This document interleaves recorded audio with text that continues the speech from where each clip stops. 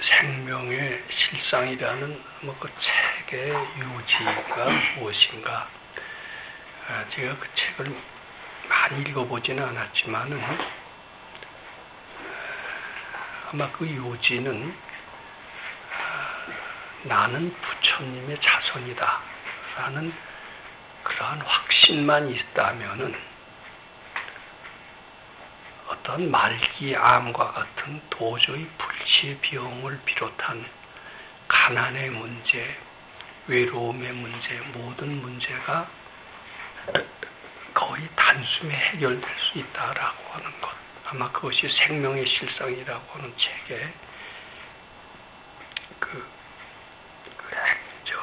요약이 되겠습니다. 나는 부처님의 자손이다라는 그런 확신. 아마 그것은 신심이라고 얘기해도 다르지 않을 것 같습니다. 그런 확신을 어떻게 가느냐. 그게 문제인 것 같습니다. 지난번에도 말씀드렸습니다만 기독교인들도 나는 구원을 받았다라는 확신이 있으면 구원을 받는다라는 그런 얘기인데 내가 구원을 받았다라는 이야기는 나는 하나님의 자손이다. 그런 얘기나 마찬가지입니다. 나는 아담과 해와의 자손이 아니라 하나님의 자손이다라는 생각. 그게 바로 구원받았다는 생각입니다. 구원받았다라는 생각을 가지어야 구원을 받는다. 이제 그런 이야기는 마치 그 생명의 실상에서 나는 부처님 자손이다라는 얘기와 똑같습니다. 그리고 이제 금강경 가르침의 핵심이 무엇이냐? 금강경 가르침의 핵심은 3번에 나와 있습니다. 무슨 생각이든지 바치는 것이지만은 바치는데 그 전제 조건이 있습니다. 실무중생 등 멸도자. 즉, 그 바칠 거리가 본래 없는 줄 알고, 없는 것인 줄 알고 바치라는 겁니다. 번뇌망상이 본래 없는 것인 줄 알고 바치라는 것은 본래 나는 부처와 다르지 않다라는 그런 믿음을 가지고 바치라는 거고, 그런 내용만 들어가 있으면 그것은 다 금강경을 실천하는 것이다. 이렇게 봐도 됩니다. 금강경에서도 출발이 나는 부처와 다르지 않다. 번뇌라는 것은 본래 없는 것이다. 이렇게 출발해야 금강경 공덕을 성취하는 거가 된다. 이렇게 얘기할 수 있습니다. 근데 그것은 예외 없이 간화선에서도 적용이 됩니다. 간화선 하는 사람이 가져야 할 마음의 자세를 세 가지로 얘기합니다. 첫 번째가 신심, 두 번째가 분심, 또 마지막에 의심. 이 세 가지로 부릅니다. 근데 그 신심이 무엇이냐? 그 신심이 나는 곧 부처다. 이런 신심을 갖고 출발해야 화두가 타파가 된다는 거죠. 그런 신심으로 출발하지 않는다면은 그 세 가지 요소 중에 하나도 되지 않는다면은 화두가 타파되지 않고, 화두가 타파되는 것이 무엇이냐면은 본래 무식업 법장이 본래 없다라는 것을 깨치는 게 화두가 타파되는 거래요. 자, 그렇다면 간화선이라는 것도 그 내용이 금강경에서 그대로 나왔다고 할 수가 있습니다. 근데 문제는 어떻게 보면 분별망상이라는 게 본래 없다라고 믿게 되며 어떻게 하면 나는 부처님의 자손이라고 하는 것을 확신하게 될까? 이게 문제입니다.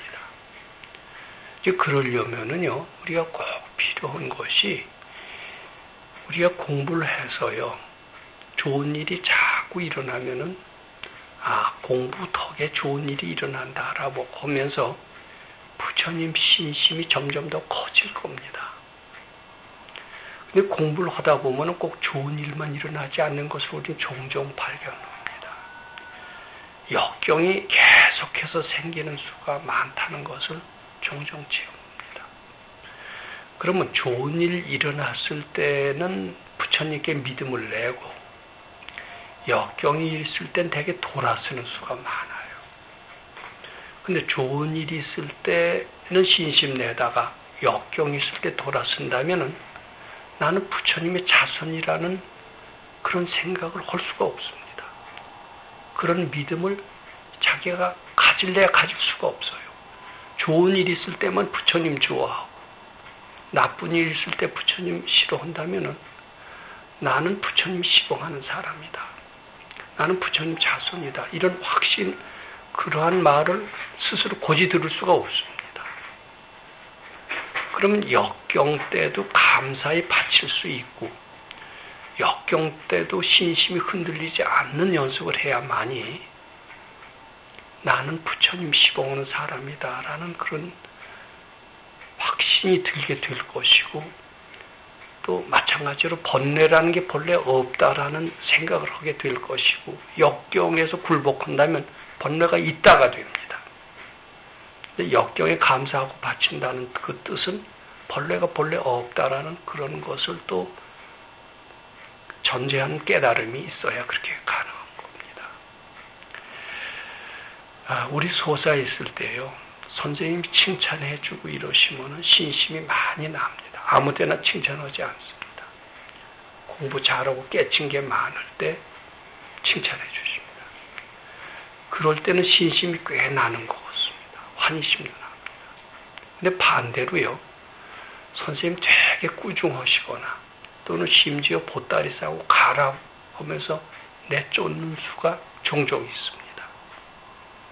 근데 그때 신심 내는 사람 아주 드문 것 같아요. 꾸중할 때 되게 서운해하고요, 보따리 싸고 가라 그러면은 그 순간 공부를 때려치는 수가 많습니다.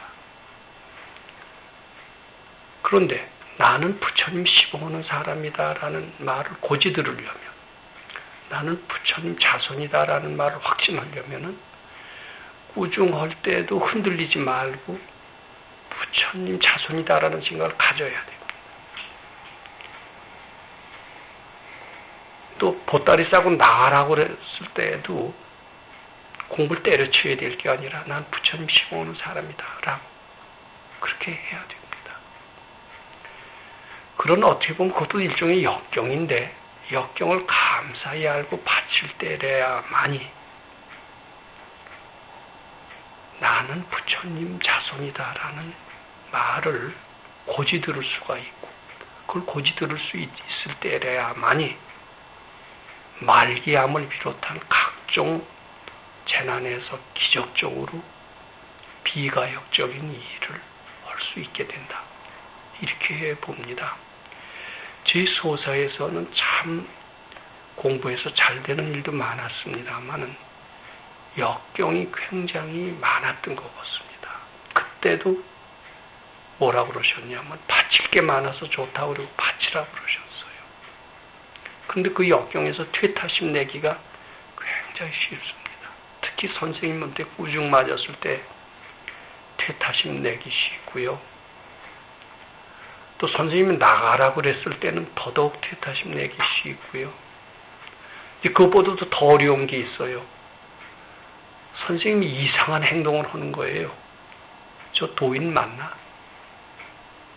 마치 백은대사가 웬 애를 키우면은 저거 도인 맞나?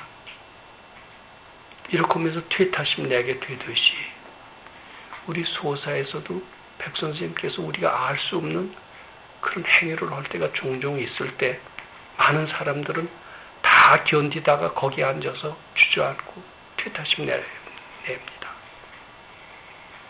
근데 도인의 행동은 알 수가 없습니다. 도신대사 같은 이는 어머니를 불태워 죽였어요. 많은 사람들이 퇴타심 냈습니다. 근데 그때도 흔들리지 않는 신심을 가질 때라야만이 나는 부처님 자손이요, 부처님께 바치는 사람이요, 또 벌레라는 게 본래 없는 것이요, 이런 믿음을 갖게 된다라고 볼 수가 있습니다.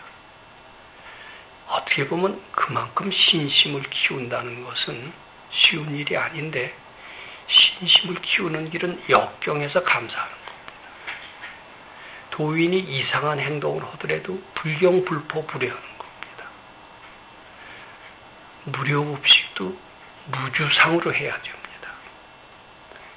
이래야만이 신심이 정말 잘하고 자기 자신이 길이 부처님 시봉하는 사람, 부처님 자손이라는 그런 생각이 굳어지게 되고 어떤 역경에서도 퇴타심이 나지 않게 되는데 그때 가서 이미 공부가 완성된 거나 다름없어요.